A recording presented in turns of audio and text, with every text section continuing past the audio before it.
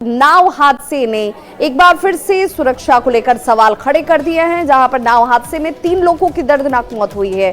4 लोगों को रेस्क्यू कर बाहर निकाला गया, जिनका इलाज इस वक्त सीएचसी में जारी है। वहीं 10 लोगों के लापता होने की बात सामने आ रही है, जिनको लेकर हालांकि क्या रेस्क्यू की कार्रवाई अभी तक शुरू हुई, ये सवाल है, क्योंकि ये बहुत दूर इलाका जहां पर अधिकारियों के पहुंचने को लेकर भी ये सवाल उठ रहे थे कि क्या और कब तक ये अधिकारी यहां पर पहुंच। लोगों के सवार होने की प्रारंभिक जानकारी है। 4 लोगों को बाहर निकाला गया। अहमदाबाद पीएचसी में इन चारों का इलाज इस वक्त शुरू कर दिया गया है। एक्सक्लूसिव तस्वीरें इस वक्त ग्राउंड जीरो से आपके टीवी स्क्रीन पर, जहां पर ग्रामीणों की भीड़ आपको नजर आ रही होगी।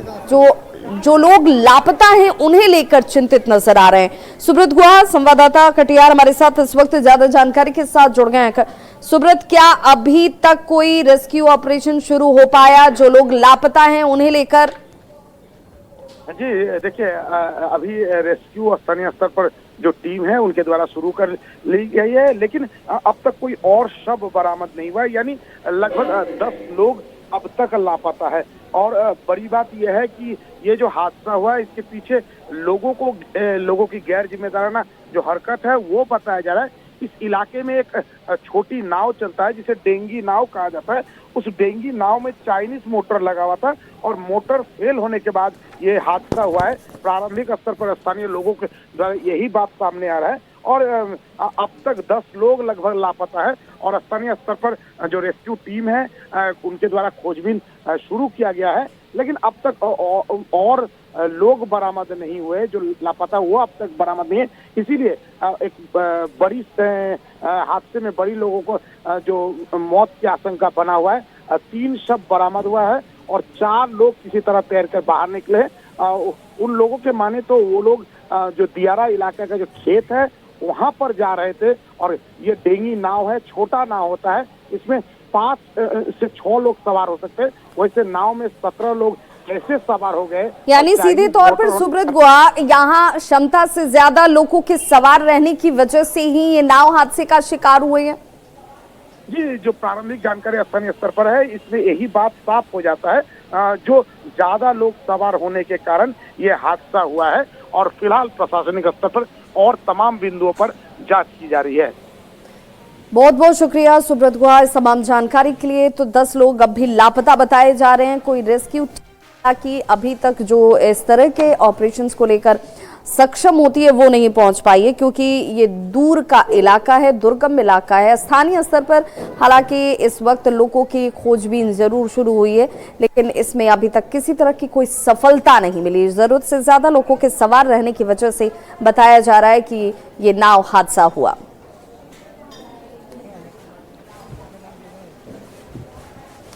और अगली खबर भी कटिहार से ही, जहां पर अगर आप पब्लिक ट्रांसपोर्ट का इस्तेमाल करते हैं और ऐसे ट्रांसपोर्ट के जरिए आपकी यात्रा हर रोज होती है, तो आपको सावधान होने की जरूरत है, सचेत होने की जरूरत है, क्योंकि आपके बगल में बैठा कोई शख्स अपराधी हो सकता है।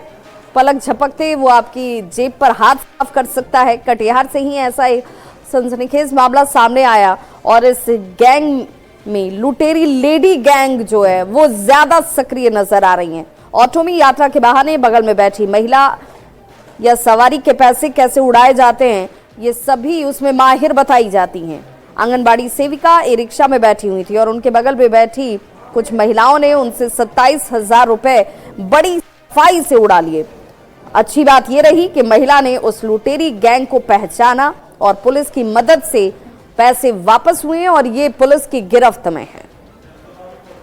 हम चौक सिमंदी चौक गए तब मालूम हुआ कि मेरा पर्स में पैसा नहीं है। फिर सहायक थाना के पास जो है हम एक आवेदन दिए, बस इतना ही। तो कैसे पहचान हुई फिर दोबारा? वो जो हमको मालूम था कि ना टोटो में जो इसी आदमी बैठी हुई थी। दूसरे दिन जा करके हम जो है उसको वहीं पे देखे, वहीं पे हम पकड़ लिए। अच्छा, अब तो और पैसा, फिर उसके हाँ, अब तो मिल गया पैसा? पैसा तो मिला। उतरी तो उनका पैसा गायब हो गया। उनसे जब आवश्यक पूछताछ की गई तो उनके द्वारा बताया गया कि 3 महिलाएं भी उनके साथ उस टोटो में बैठी थी। बाद में हम लोगों ने सीसीटीवी और अपने गुप्तचरों से जब पता किया तो ये तीनों महिलाएं जुराबगंज की पाई गई, जिनको जब गिरफ्तार किया गया तो इनके पास से वही 27,000 रुपये बरामद किया गया है।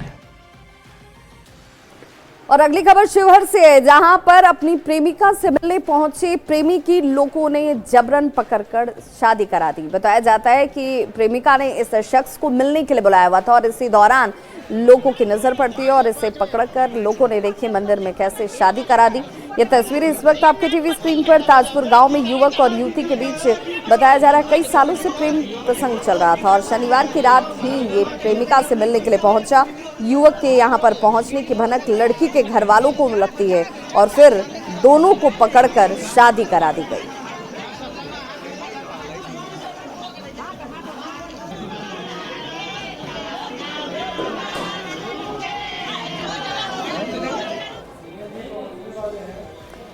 शराब जहां जिस प्रदेश में, जिस राज्य में खरीदना, पीना, बेचना सब कुछ कानूनी तौर पर अपराध में आता, वहां पर पुलिस का एक्शन ऐसे लोगों पर बहुत तेजी के साथ इस वक्त चल रहा है। कटिहार से ही खबर है, जिसे इस वक्त तस्वीरों में आप देख रहे होंगे। भारी मात्रा में कच्चा माल शराब को बरामद किया गया और ऐसे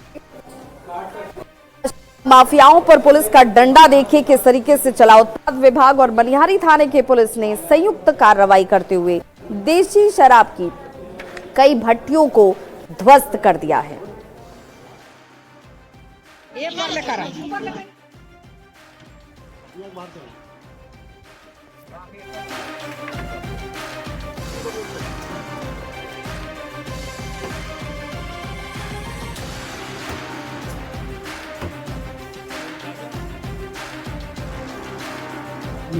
जो संथाली टोला है, जहाँ जहाँ शराब बनाने का अड्डा उड्डा है, वहाँ पर व्यापक रूप से छापामारी की गई है, जिसमें पुलिस के संग किया गया तो 5000 केजी जावा महुआ बरामद हुआ था, जिसको नष्ट कर दिया गया और पुनः विभाग द्वारा स्वतंत्र रूप से अकेले भी किया गया है और दोनों छापामारी मिला के 8500 केजी जावा महुआ बर्बाद हुआ है और 50।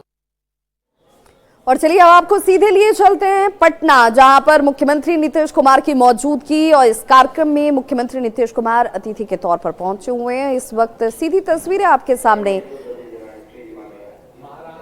तो महाराणा प्रताप की यहां पर जयंती और इसी को लेकर ये कार्यक्रम का आयोजन, जिसमें दीप प्रज्वलन करते हुए बिहार के मुख्यमंत्री नीतीश कुमार, इस कार्यक्रम का विधिवत उद्घाटन किया जा रहा है। साथ ही साथ मंत्री विजय चौधरी आपको नजर आ रहे होंगे तस्वीरों में। अशोक चौधरी की मौजूदगी आपको दिख रही होगी, संजय सिंह नजर आ रहे हैं और महाराणा प्रताप को लेकर जिस तरीके से बताया गया कि हर साल इस कार्यक्रम का आयोजन जो है वो किया जाता है और ऐसे में इस कार्यक्रम में बिहार के मुख्यमंत्री की मौजूदगी आपको तस्वीरों में नजर आ रही होगी। तो महाराणा प्रताप की ये पुण्यतिथि पर इस कार्यक्रम का आयोजन और इस कार्यक्रम में बिहार के मुख्यमंत्री नीतीश कुमार शामिल होते हुए विधिवत तरीके से इस कार्यक्रम का उद्घाटन किया जा रहा है। महाराणा प्रताप की पुण्यतिथि पर ये कार्यक्रम का आयोजन।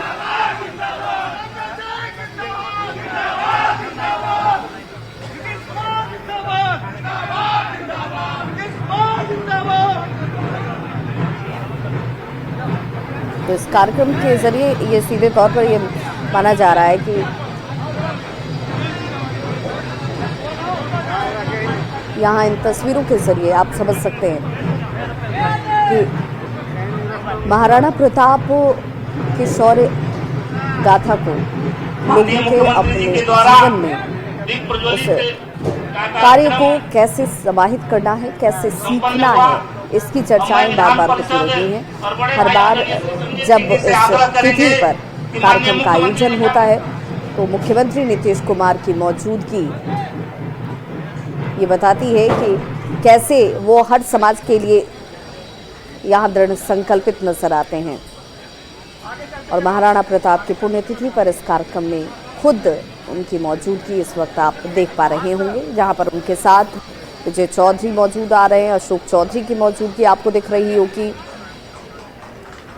और मुख्यमंत्री नीतीश कुमार का सम्मान किया जाता हुआ इस शॉल उड़ाकर और महाराणा प्रताप की इस मुख्यमंत्री को भेंट करते हुए और विधान पार्षद और जनता दल यूनाइटेड के प्रदेश के उपाध्यक्ष श्री संजय सिंह जी के द्वारा सम्मानित किया गया। और मैं एक बार चाहूंगा कि बड़े भाई आदरणीय श्री संजय सिंह जी, माननीय विजय चौधरी जी का स्वागत करेंगे। माननीय मुख्यमंत्री जी। और फिलहाल यहाँ रुक रहे एक छोटे से अंतराल के लिए खबरों का सिलसिला लगातार जारी है।